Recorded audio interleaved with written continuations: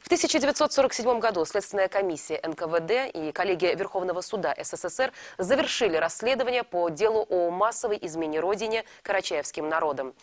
Результат был следующим. Из 70 тысяч депортированных карачаевцев к суду были привлечены 672. Из них осуждены за предательство 131. У любого народа есть преступники, верно? И мы их привлекаем к уголовной ответственности. Есть люди, которые придают присягу, и такие есть на самом деле. Были они у карачаевского народа? Конечно, были, как и у других народов. Но мы говорим в целом о народе.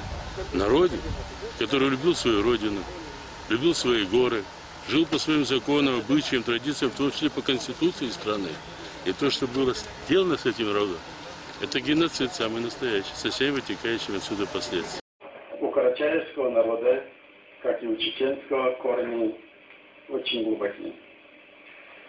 Нет в мире народов, претерпевших столь страшный геноцид, физическое насилие, как эти народы.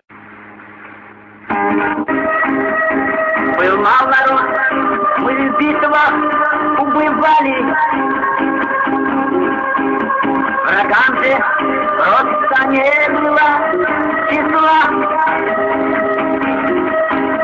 Но жизнь на рабство мы не променяли. Так воля велика любовь была. Жестокий век, жестокие законы. Тот год, когда страна врагом кровь льет, нас на земле штыком загнав вагоны. Угнали из родных краев как скот.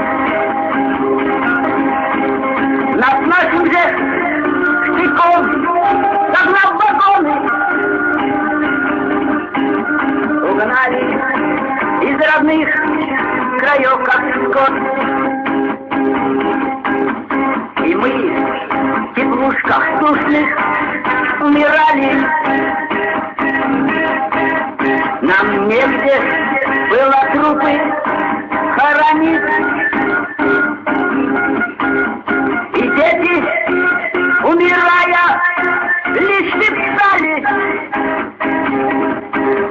о, мама, ради Бога, дай мне пить.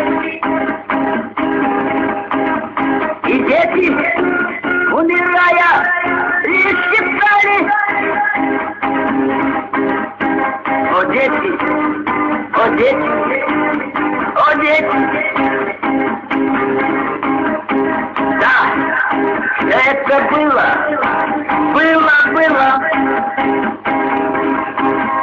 Из памяти не вычеркнуть никто.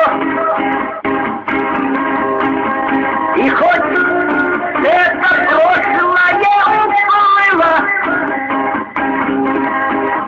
но в сердце все стоит вопрос, за что. Аллах свидетель всему. Вы не верите.